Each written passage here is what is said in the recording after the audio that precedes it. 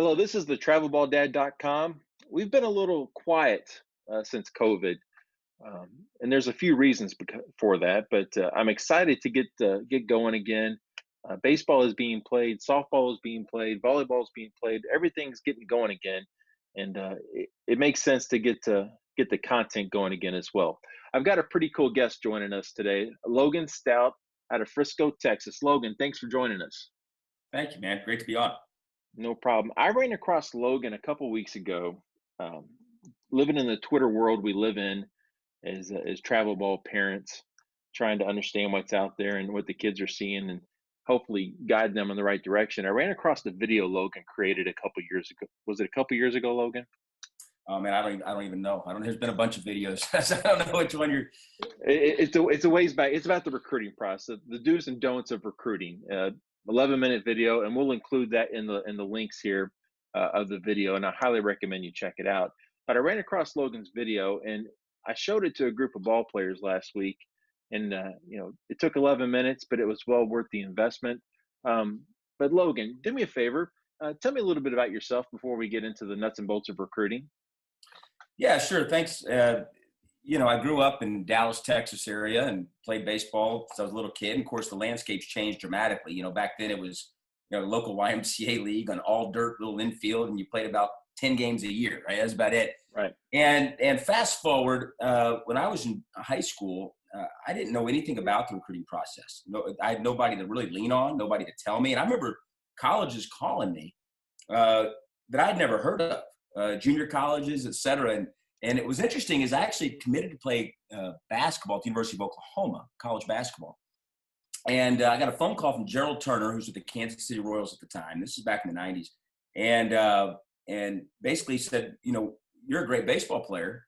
Have you ever thought about playing professional baseball? And I was like, I thought I was being pranked at first because, this is back before cell phones per se, right? So I was on a landline. And then I realized that he was being serious. And then I realized he said, listen, all your school will be paid for. We want you to go to junior college for a year. Prove to us that you're going to commit to baseball and give up basketball. And, we'll see how it plays out, right? And I'm like, okay, well, where would I go? Where do you want to go? And he said, Panola Junior College. And I'll never forget it. I went, what? Where? I'm committed to the University of Oklahoma to play college basketball. And you want to send me to Panola Junior College in Carthage, Texas, right? Sitting in my dorm room, Panola Junior College in Carthage, Texas, right? And the rest of the stories went on. Was blessed to have a good college career, played a couple years of professional baseball. And then I was coaching college baseball at Dallas Baptist University, DBU. And that's why our select organization is called the Dallas Patriots, right, DBU. And I remember I was out recruiting, and I was watching summer league games and tournaments and trout. And I got really upset and frustrated at the process, meaning and frustrated, not necessarily in a bad way, just frustrated in general with the whole process. Parents had no idea what was going on. The players had no idea what was going on. A lot of these coaches coaching them, quite honestly, didn't seem to even care about what was going on. And, you'd have kids not even call you back. DBU, top 25 program in the country, right? And it was just an interesting experience. And so this is over 20 years ago. So I started the Dallas Patriots, right? We now have teams from young to 18. But here's the thing. Every kid that's come through our program has been afforded the opportunity to play college baseball. And here's why I say that. We mentor our kids on, you're not too good for any program, right? And I know I'll get to that in a little bit. I'm sure you'll probably ask me that question. But my background is very simple. When I retired, went into coaching, started the Dallas Patriots, we have an indoor facility here in Dallas area. And I'm a dad also. So I've got two boys. And so I want everybody hearing this to realize I can see this from a parent's perspective. I see this from a former player's perspective who went through the struggles of not knowing what to do. And my mom didn't know what to do, to being a college coach. And I've been a Major League Baseball scout as well since 2002. So I've kind of been on all angles of that, in addition to my other businesses and other stuff that I do. But yeah, that's my background in a nutshell. Gotcha. Well, you touch on a few things there, and one of the things that I wanted to dive into kind of out of the gate is the not knowing, right? The parents don't know. Some of the coaches don't know the process. Now, granted, that 1%, they're gonna find a way to the DBUs of the world, to the A&Ms of the world, right? They're gonna get there pretty easily. But what about that other 99%? What's the process? Who do I call? What do I do? What is mom and dad's role in this whole process? Are they looking at the player to really take the bull by the horns? and lead that process? And I believe the answer to that question is yes, because it is part of that whole growing process. Yeah. But as a dad like you, I don't have that coaching and playing background like yourself. I'm on the bad side of the house with the umpire background, but us umpires don't fully understand the recruiting process. We just know they get there somehow. Yeah. Yeah. That being said, you know, that 99%, what would you recommend to parents and the players in regards to the process? Is it a process to where the athlete needs to take full ownership of this process? How much involved do the parents need to be? That's a great question. You know, it's funny. I made a tweet about parents, and it went viral. It went crazy. It went nuts. But 10,000 retweets. I don't even know. I stopped paying attention. But and I basically said this: listen, if your son or daughter, for that matter, right? If your child is old enough to drive a car, okay, they're old enough to communicate with a coach. They're old enough to take ownership and responsibility of that process, and this will benefit them not only getting to college, but at school, beyond school, in their lives, in their careers. You know, I own a company called ID Life, and we have, you know, we've got a lot of employees, but we also have about 50,000 independent reps around the world. And it's amazing to me how very few 20-something-year-olds, if you will, know how to communicate. I mean, they can communicate. I mean, speaking, right? Communicate. I joke around. I think this new generation is going to start proposing to their spouses via text. You know, it's just. Agreed. I mean, it's so. And so I remember I tell all of our players, listen. So I'll tell you what I do with our parents. Once you're 17 years old, okay, actually 16, so a high school kid, sophomore, right? We don't communicate with the parents outside of the initial parent meeting, okay? And then if there's, you know, travel related stuff, we could post it through an email. But the communication is going through a group meet that only the players and the coaching staff are a part of. And that's how we're communicating, where practices, when to be there, how to be dressed, whole 9 yards. And then I communicate with the player on the recruiting process. And some parents just don't get that. They don't, and I get it. You love your child. I get that. But I'm going to tell you this, you're hurting your child by doing all this stuff that your child should be doing for themselves.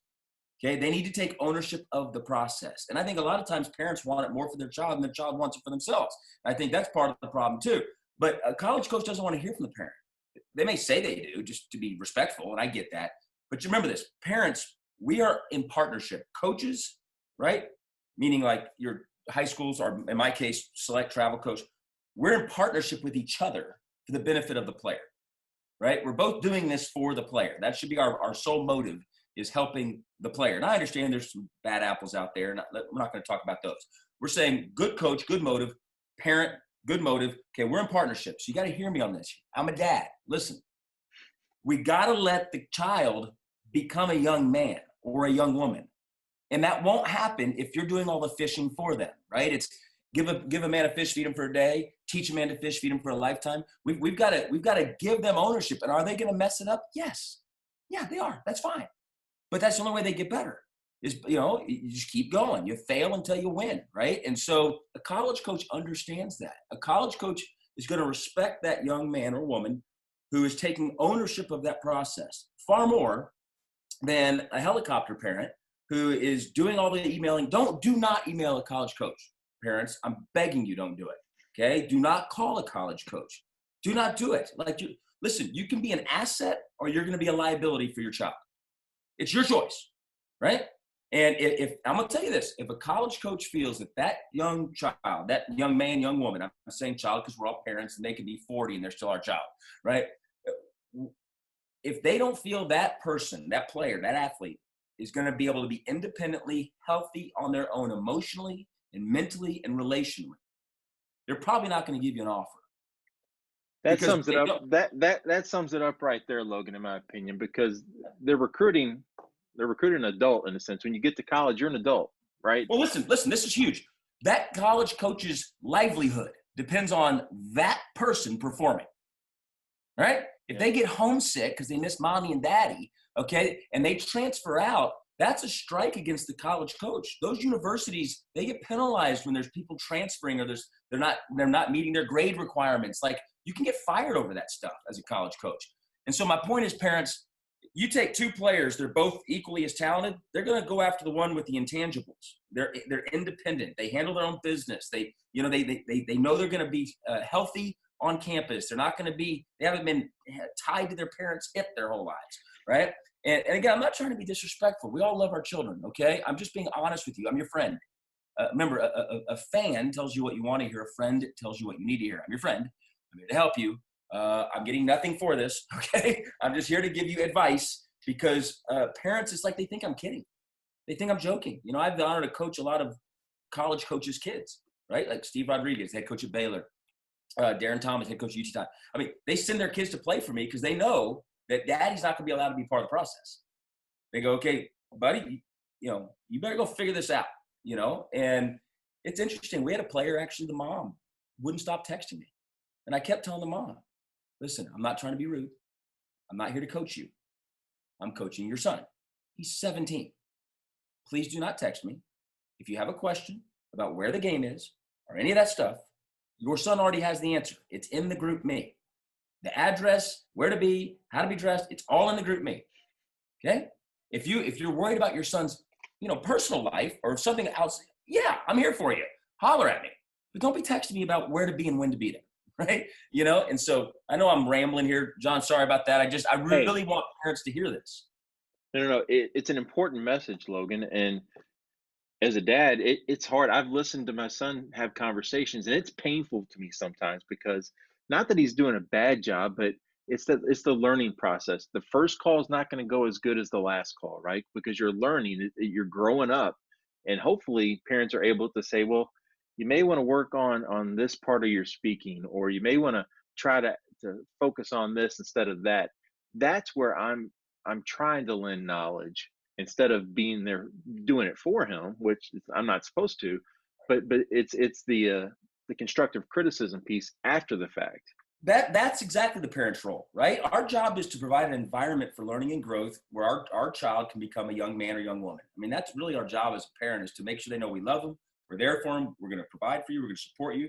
And ultimately, we're going to prepare you by equipping and empower you to go be a leader in life.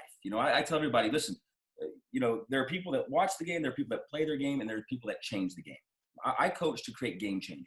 I want game changers in the world that can help lead our country, lead our world, and be great husbands, be great dads, be great people in the community. That's what I want. I mean, baseball comes and goes. It's about who you become along the way. And part of the problem is this, it's kind of like the old bird being kicked out of the nest.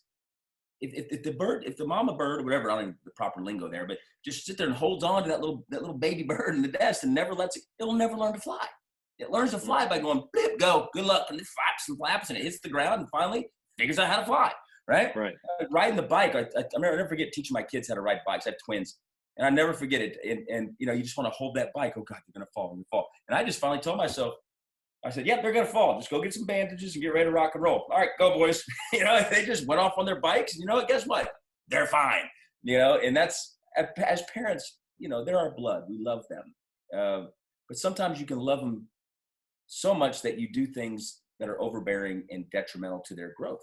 And that's really, I think what we're talking about here. And it is hard as parents. And my son goes to a school, and they preach, let them fail. It's hard. It stinks sometimes, but it's the process, and they're growing up. You can't stop that, and they've got to learn sometime. Better to learn at a younger age than an older age when it might be more impactful. But let's change gears, Logan. I know right now with all the recruiting challenges that colleges are having, and kids are given extra years, and I think that's a great idea because it's not their fault that there's a pandemic, right? But with that, kids getting extra years of eligibility, there's going to be a log jam happening at the college level, I think. I'm curious to hear your input on this, but if I'm a junior, senior in high school, or any high school student, freshman, sophomore, junior, senior, what do you think they can expect moving forward in the next several years as it pertains to the recruiting process and the log jam that's going to occur due to COVID? It's so funny. I was just on a call with a buddy like Jeff Bannister. He used to be the manager of the Rangers and AL manager of the year. I know Jeff. Yeah. Jeff was a manager for the Augusta Green Jackets when I was in the South Atlantic League, and he's got a a metal rod in his spine, if I'm not mistaken. Yeah. And You got every time it rained, he would never come out of the dugout because he knew he was a lightning rod. But give him my best. I will. Well, he and I were just talking about this, and yes, there's a major log jam, gigantic log jam, and I hate it for all the kids. I hate it for the coaches that are having to deal with this. But I think it was the right decision. I mean, don't take away the season for the kids. It's just a tough situation for everybody, and it's going to impact the game. I mean, it's going to impact the game in a big time way. I mean, there are kids uncommitted right now that 2 years ago would have had 10 offers. And I mean, I talk to college coaches every day, and it's amazing to me how they literally are. Some of them are wait and see. And man, we don't even know what's happening. We can't make any offers yet. We were told we can't do anything. Some are just recruiting as many as they can because they don't have a clue. I mean, it's just a weird situation. And here's how that pertains to us, right? Those of us that care about helping kids go on to the next level. Division II, Division III, NAIA, JUCO, obviously Division I, all of them are going to be loaded with talent more so than ever before, more so than any time in the history of this sport. And I'm watching guys that were committed to Power 5 schools, right? SEC, Big 12, you get it, that are transferring to schools that you had never, ever, ever thought they'd be going to, right? And here's what's really fascinating. Not only are they transferring to some of these schools, there's no guarantee they're going to play. Like, there's so much talent at these schools. And so here's the biggest thing I'm trying to tell players right now. You're not too good for any program, okay? And the number one rule of thumb for you to figure out what school you should go to, here it is, the number one rule, as it pertains to the athletic side of it. Because obviously you could have a major or something like that. But for the athletic side, number one rule you need to remember is this. Go to the school that loves you the most, period. Because if you're not playing, you're probably not going to have a whole lot of fun, okay? And if your goal is to become a professional baseball player one day, you got to play. You got to get innings. And I just see people allowing their ego to get in the way of where they should go. I'm going to repeat that. They're allowing their ego to get in the way of where they should go. And listen, today's game, if you're good enough, and it doesn't matter if you're at Division III, heck, a lot of our pro guys that played for the Dallas Patriots, they're coaching right now because the minor league system's all shut down. We had a kid get drafted, I think, in the 25th round by the Miami Marlins this past year, or 2 years ago, out of a Division III school, East Texas Baptist University, ETBU, right? Like, they're finding players everywhere. So don't allow that to impact your decision. The key is this. Go to the school that loves you the most, because if they love you the most, they're going to give you the best shot to play. That's one thing. Number two, don't get caught up in the amount of scholarship money someone's giving you. Okay, I hear that all the time. I mean, you look at any Power 5 school, there's a good percentage of those players starting every day that are not on baseball money. Okay? They may be on academic money, whatever it may be, right? So don't get caught up in that game either. I hear that, well, they offer me 40%, they offer me 25%. I go, so what are you thinking? Well, I think the 40%. Why? Just because it's, like why? Like, their ego's getting in the way. I don't know why they won't offer me 40%. Well, they may not have 40% to offer you, And so you got 11.7 scholarships at a Division I, right? And so an NCAA Division I. And so I think the biggest thing, everybody, is there is a huge logjam. And right now, if you're getting an offer, period, point blank, you better be respectful to that coach. Reply to that coach, even if you've never even heard of the school, even if you don't even think that's where you want to go. Because at the end of the day, that may be the only option you got. Okay, so understand that. Don't ever be disrespectful. I tell you what, I got a text from a college coach today saying, hey, I texted so-and-so player of yours. I haven't heard back from him. I picked up the phone immediately and called that kid. I said, don't you ever disrespect a college coach by not replying to them. Ever. Now, this kid has 20 offers. He throws 92 miles an hour. So, I mean, he's one of those 1%ers, right? He's going to have plenty of offers. But I told him point blank, I said, listen to me. That coach that you're not replying to, they may end up tomorrow being the assistant coach at the school that you're wanting to go to. That's how it works. Okay. Mm-hmm. And so, I mean, you look at Tim Tadlock, University of Oklahoma. He was the coach at Grayson Junior College, right? There's a lot of people that maybe never heard of Grayson, even though they won like 3 World Series titles under his reign, NJCAA Division I World Series titles. The list goes on and on, right? Skip Johnson, University of Oklahoma. Tim Tadlock at Texas Tech. Skip Johnson, University of Oklahoma. He was at Navarro Junior College, right? And here's the other thing, too, you have to understand. These guys all know each other. They all know each other. I had a scout day last week, or August 30th. You may be watching this on replay, but August 30th of 2020, we had a scout day. So I invited 30 college coaches, and the only ones that are allowed to come due to NCAA rules at the timing of this recording, Division Ones couldn't come because they're still in a dead period. Division Twos can't come unless they're being paid. So it has to be Division Threes, junior colleges, or NAIA coaches. So we had about 30 college coaches there. Those 30 college coaches were there on behalf of the Division Twos and Division Ones as well. When there were players they knew they had no shot at getting, right? And they like, this kid's out of our league. We can't get this kid. But I sent his information to XYZ school. I sent his information to, Arkansas. Send his information to Vanderbilt, right? And so remember, you don't know what you don't know. And I want you to always remember this. I tell my players this all the time. Everything you do and say is going to impact someone in some way. Remember that. So parents in the stands, everything you do and say is going to impact someone in some way. Players, right? Like all of us have to remember this. We live in this world where with cell phones, people can see anything at any point in time. And the recruiting process, yes, it's a log jam, and I'll wrap up with this. It's a log jam, and it's harder than ever to play college baseball. Stay humble, stay hungry. If you get an offer, be grateful, because you know what? If you're not, a kid that is humble and is grateful may get that offer taken from you, right? So that's what I would say there. So it used to be, seasons change, sports change, right? When we were growing up, right? That isn't always the case anymore. And you see a lot more year-round baseball, year-round whatever. So how do you differentiate yourself now? So I went from playing in my season to playing year-round. Now I'm getting lessons. Well, everybody else is getting lessons, and now I'm training. Well, everybody else is training. There's always something else, right? How can I continue to improve as a player and beat the competition, right? Work harder and do different things to make myself better. That being said, on the recruiting process trail, let's take Division One for example. Everyone's a stud. Everyone plays shortstop and bats third for their high school team. Yeah. What are some things coaches at all levels are looking at off the baseball field that may be impactful and help a student athlete achieve that dream of playing college sports? Yeah, that's a loaded question. I mean, obviously the classroom. Your grades are a separator. If every roster I have, it has the first, last name, positions, height, weight, GPA, test scores, right? Every one of them. And so that's a huge differentiator. And you getting into school, a Division I school just got put on probation because they didn't have the GPA that they needed to have, right? So a lot of you may not realize this, but college coaches can lose their job if the student athletes aren't taking care of their business in the classroom.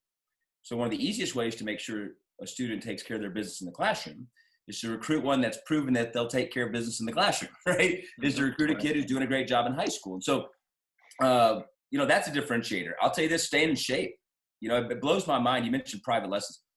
In today's game, you're either competing with private lessons or you're competing against private lessons. I think it's crazy not to have a personal coach that you get private instruction from. But I also think it's crazy to spend money on private lessons and then go put fast food down your throat. Like, it doesn't make any sense to me. Like, your body it's gonna make you or break you. This thing breaks down, your career's over. The guys that make the big leagues, quite frankly, are the ones that can survive the health issue of minor league baseball, right? They just stay healthy, and that's one of the biggest issues. You have to have the discipline to take care of your body. Drink the right things, eat the right things, get proper sleep. Make sure you're in the weight room working out, not the wrong kind of workouts, but baseball workouts. You don't need to be some bulky do. But, if you do what everyone else does, you're going to get what everyone else gets. So ultimately, you have to be willing to do today what others won't, so you can have tomorrow what others don't, right? And very few, a great separator for young kids, man, quite frankly, John, is just how they take care of their bodies, right? Like, I'm sorry, don't tell me you want to be a professional baseball player and your actions prove otherwise, right? Like, one of my kids, again, Trevor Story, coached him pretty much his whole life, but Trevor is a shortstop for the Colorado Rockies, Major League Baseball rated number one, shortstop in the game. And Trevor meal preps. That dude takes care of his body. That guy gets great sleep. He is not the best shortstop in baseball because he just arrived there. I mean, the person at the top of Success Mountain didn't just fall there, right? I mean, they had to climb and grind. And you mentioned failing. Listen, I tell all my players, just fail long enough until you succeed. The only guaranteed way of making sure that you're a failure is if you quit, right? Failing is not a failure. Failing is, you can fail your way forward, right? And so, and baseball is a game of failure. I mean, you're gonna fail. The key is fail long enough till you succeed. But I've had the privilege to coach a lot of Major League Baseball players and mentor a lot to this day. I mean, Pudge Rodriguez, Hall of Fame catcher, he's a dear friend of mine. That dude never missed games because of injuries. 21 years at a catcher. And when you ask him how he did it, he took great care of his body. That dude worked out, he ate right. He got great sleep every night. He wasn't out drinking and doing stuff you see a lot of these kids do nowadays. He took care of his body. And I just don't see players right now taking care of their bodies. I just see them neglecting them and abusing them. And then you want to blame all these arm injuries on curveballs. No, they're not on curveballs. It's because of overuse and lack of physical preparation. That's why you're having all these issues. And I'm not saying you should be throwing a ton of curveballs at a young age. You shouldn't, quite frankly, at a young age. But I'm gonna tell you this: Nolan Ryan was throwing curveballs when he was 8, 9, 10. His arm was just fine. He took great care of his body. That's the difference. So I swear it wasn't a loaded question, but the two pieces that I took away from that were the academics and nutrition, right? Yeah. And both of them are very hard. But how bad do you want to achieve that goal, right? Do you want to, if you want to get there, you're going to put in the extra work in the classroom. You're going to pass on the $5 combo meal that I happen to eat all the time because I'm not in the best of shape, but we're working on that. But to your point, those are the differentiators. So we went from playing in a season to playing year round to getting extra lessons and working out. Now the classroom and nutrition. Those are, I haven't thought about it like that, Logan, but I do think about that often because there's a ceiling at some point. Not necessarily. It's going to keep going. There's going to be other things popping up like classwork and eating right. Well, I'll tell you what. You've given us a lot of information. I had a couple more questions here. Let me see if I've covered those. Well, I'm going to finish up with this. So, I am a sales guy at the end of the day. I work for a large global company providing technology out to the masses, and the sales process is what I do. Right? The best way to communicate is to or the best form of communication is listening. Right? And I think it's an underrated skill, but the recruiting process is very similar to a sales process from what I'm seeing. Sometimes you got to ask tough questions. Sometimes you got to hear no 7 times before you hear a yes. um, Going through this process with my son and understanding what's out there, I'm finding similarities that hopefully are allowing me to help him with tools to ask questions in certain ways and listen more, talk less, and be interested, not interesting, right? It's like dating. Let's get the girl or the guy talking and um, just listen. But I had that takeaway earlier when we talked, and I just wanted to make a note of that sales process being similar to the recruiting process. Well, followers, as I mentioned early in the conversation, I'm going to attach a link to Logan's conversation. It's about 11-minute conversation around the do's and don'ts of recruiting. I encourage you to have your kids watch it, your friends watch it, adults, kids, teams. It's very impactful and a lot of bang for the buck, a lot of common sense kicking in there. But at the end of the day, nobody's too good for any program. Make calls, be respectful, and you never know where someone's going to end up. And that's not the reason we do it. We do it to be good people and just be respectful of others. But aside from that, Logan, thank you so much for taking a moment, and I really do appreciate it. I'm sure the followers will appreciate it. Where can they follow you on social, Logan? Yeah, all my socials on my website, just loganstout.com. So LOGANSTOUT.com. But my Twitter's at Logan Stout. Instagram, Facebook are at Logan R Stout. But again, all that's, if you just go to loganstout.com, the books I've written and my social media, all of it's on there. So any way I can add value to any of you families too. Listen, I'm pretty active on the direct messages. Parents text me all the time. Players message me all the time and ask me questions. And if I can add value and help, I'm happy to do it. Whatever I can do to help you. I wish there was somebody there for me when I was 17 and there wasn't. So if I can add value and help you, I'm happy to do it. Thank you, Logan. And do you do public speaking as well? Public speaking engagements? I do a lot. And so you can get a hold of me and my agent through loganstout.com. And fact, I'm the keynote for the ABCA conference in DC. 2021. Yeah, so yeah, well, 2021 got canceled. It's now virtual, so now I'll do it in 2022. So that's 10,000 college coaches, high school coaches. So I'll be at that. If maybe you'll be there, I'll be there. I was there the last 3 years, so look forward to seeing you. Yeah, come up and say Wonderful. hi.